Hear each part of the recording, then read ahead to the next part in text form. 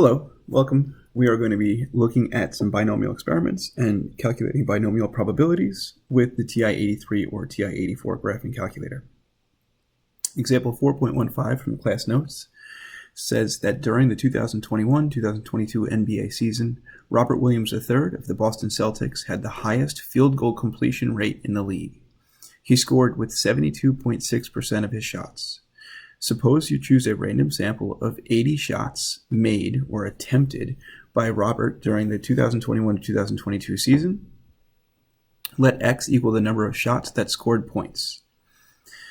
Would this be considered a binomial probability distribution for X? Yes, because the shots are independent, meaning the probability of one made shot is independent from a second one being made. There are 80 fixed trials, and the probability of success is the same for all of those trials. In this case, 72.6, or as a decimal, 0.726. First thing it asks us to do is calculate the mean of this binomial probability. For this, the mean is the same thing as the expected value, which if he makes 72% or 72.6% of his shots, then the mean would be 72.6 as a percent times the number of shots attempted, 80. So we'll do 80, or I guess we should keep the same order, 0.726 times 80, and we'll get the expected number of completed or made shots, 0.726 times 80, and that will give us the expected number of completed shots of 58. We could also find the standard deviation. The standard deviation formula is sigma equals the square root of n times p times q. Well, p is equal to 0.726. Q can be found by doing 1 minus 0.726. Q is the probability of missing a shot, or the complement of making a shot. So 1 minus 0.726 would be 0.274. So to calculate the standard deviation, we would do second square root of 80 times 0.726 times the complement, or Q, 0.274. And that will give us the standard deviation of 3.99. We'll just call that 4. Now it says to use your calculator to find the probability that Robert scored with 60 of these shots. So since we are looking at a binomial experiment, all we need to do is identify the number of attempts, the probability of success, and the number of successes we are looking for. Since it says 60 of these shots, we're looking for exactly 60. We're trying to find the exact probability. We will use binomial PDF. So in the graphing calculator, we're going to hit second vars. The fastest way of getting to binom PDF is to press alpha A, at least in my calculator. You might have to scroll in yours to find binom PDF. It suggests you pause the video now and make sure that you know how to get to this function, and then you could follow along with what I'm going to do. So, number of trials is 80. That's our n value. The probability of a completed shot on any one attempt is 72.6, so as a decimal, 0.726. And the x value is 60. And we will get the probability is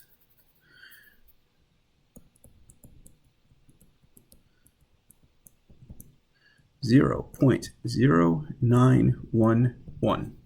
For probabilities, we're always going to round to 4 decimal places unless we're told otherwise. Now for part D, it says find the probability that Robert scored with more than 50 of these shots. All right, so this one's going to be a little bit tricky. Not too bad, though. when we're talking about binomial probabilities, we could always make a table for these probabilities. X value would be the number of shots made, or the number of completed shots, or the number of points, number of shots that scored points rather.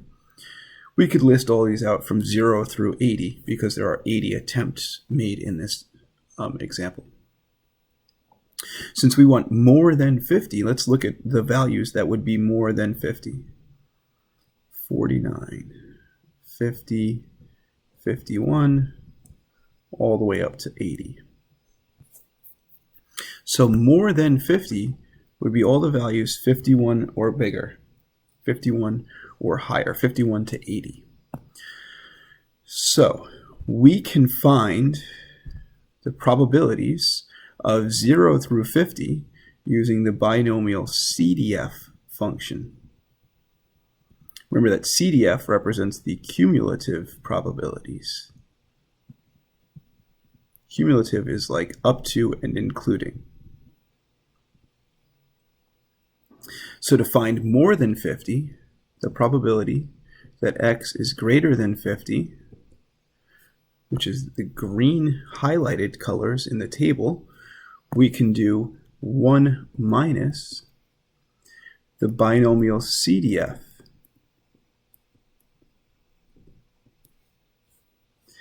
For 0 to 50. This is not the correct notation, but I'm just trying to help us figure that out, which would be 1 minus binomial CDF. I guess I should rewrite this separately. I could write the probability that x is less than or equal to 50. Basically, what we can do here is split this table into two different regions. The values that are less than or equal to 50, and the values that are greater than 50. Since the sum of all the probabilities has to equal 1, if we find the red area and subtract it from 1, we'll find the black area. So binomial CDF of 80, 0.726, 50. And 50 will be the maximum value. Press second vars. The fast way of getting to CDF is to use alpha b. Number of trials is 80. P-value is 0.726. And the x value is 50. Again, this x value is really the maximum value. Again, CDF is up to and including, so we want up to and including 50. And we get that the red value is 0.0315, rounding to 4 place values. The 4 gets rounded up by the 5 after it. And then we can do 1 minus second answer. And we will get the answer to this question is 0. Whoops. Let's write that a little bit neater. 0.9685. Again, rounding to 4 place values. We also could have just done 1 minus second vars alpha b.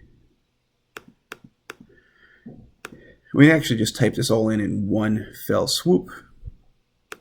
We'll get the same answer. All right, so that's example 4.15. Let's move on to example 4.16. It says, an online retailer observes that on average, 15% of visitors to their website make a purchase. If they have 1,000 visitors in a day, what is the probability that fewer than 100 visitors make a purchase? Well, let's see, what does fewer than 100 mean? That means that we are trying to find the probability that x is less than 100. Fewer than 100, which is the same thing as saying the probability that x is less than or equal to 99. This is going to be a cumulative probability.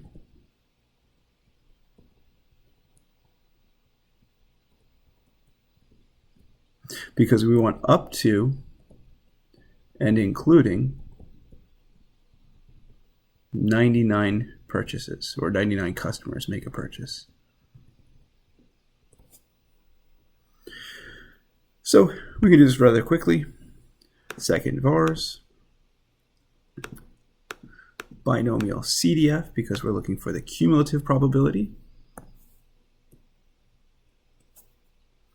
Press enter.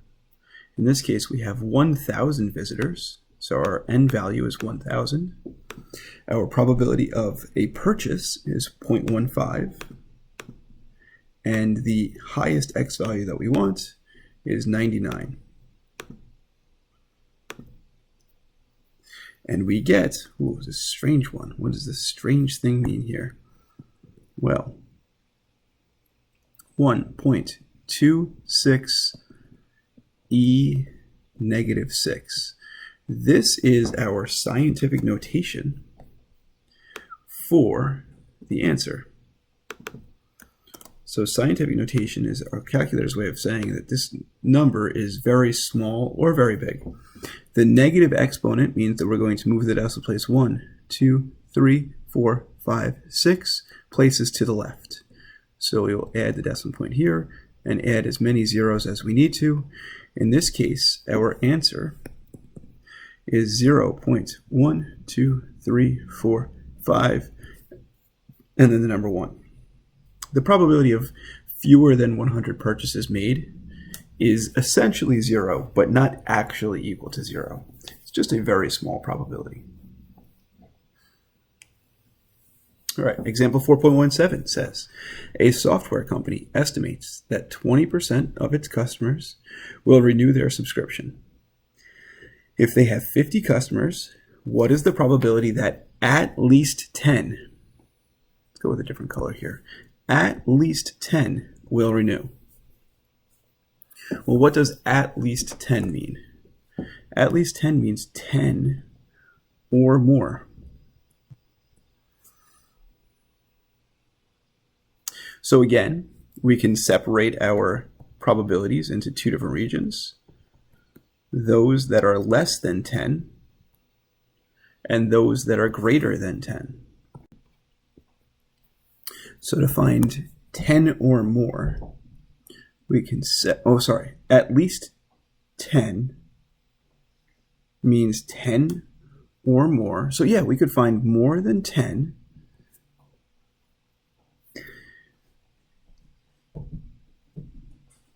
And to find the probability of it being less than 10 would be 0 through 9. We can use the binomial CDF feature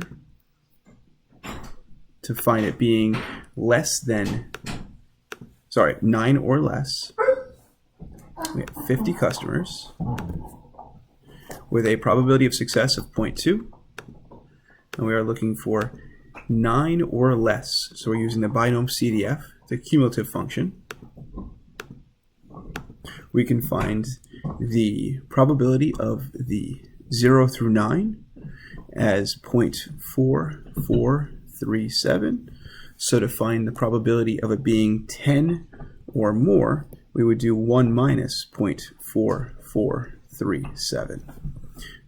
So we can go into the calculator and say 1 minus second ANS above the negative sign, and we will get the answer of 0.5563.